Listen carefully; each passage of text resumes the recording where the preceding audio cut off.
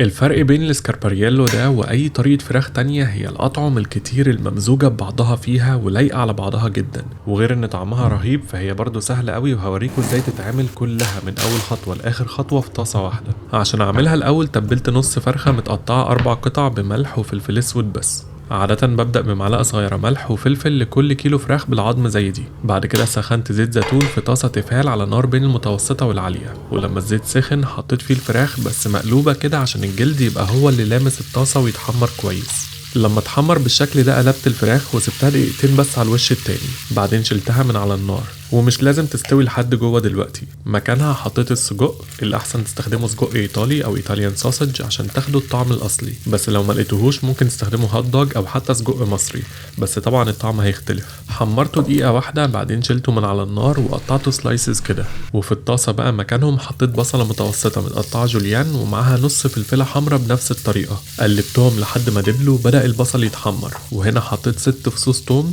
وشويه فلفل احمر مخلل. حطوا منه على حسب بتحبوا الحرارة قد ايه. قلبت دول دقيقة بس، بعدين حطيت عليهم نص كوباية خل تفاح، لو مش عندكم يبقى ربع كوباية خل عادي. وتبلت بقى كل ده بنص معلقة صغيرة ملح وفلفل اسود وزعتر وروزماري. ورغم اني مستخدم فراخ بعضمها بس برضو بحب ازود مكعب مرقة بيقوي الطعم، بس ما تحطوهوش لو مش بتحبوا تستخدموه. قلبت كل ده، بعدين حطيت السجق من تحت عليه الفراخ والجلد المتحمر من فوق، ومليت مية سخنة لحد قبل الجلد. واول ما الميه رجعت تغلي غطيت الطاسه ووطيت النار وسبتها تستوي على نار هاديه. وهي بتستوي هقول لكم ايه اللي مخلي الوصفه دي اسهل بكتير.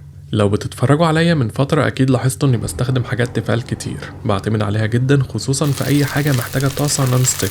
الطاسة اللي أنا بستخدمها دي هي تيفال انجينيو اكس ال فورس الجديدة، بتوفر مساحة تخزين لأنهم بيركبوا جوه بعض كده بمنتهى السهولة. دي فعلا اللي نقدر نقول عليها إيدها في إيدك، يعني إيدها بتتفك وتتركب كده، وده خلاني استخدمها كحلة أو طاسة بالطريقة اللي أنا عايزها، فوق البوتاجاز أو جوه الفرن أو أقدم فيها الأكل على السفرة. وكمان هي بعد الأكل ممكن أغطيها بالليد البلاستيك ده وأشيل فيها البواقي في التلاجة. وطبعا استخدامها وتنظيفها سهل جدا لأنها كوتد بطبقة تيتانيوم 2X مقاومة للخدش. ده غير إنها قوية جدا، تستحمل كمية أكل كبيرة لحد 10 كيلو، والهاندلز بتاعتها دي عليها ضمان 10 سنين، وده اللي خلاها مناسبة إني أعمل فيها أكلة زي الاسكاربارييلو دي مليانة مكونات. المكونات دي بعد حوالي تلت ساعة على النار كانت استوت.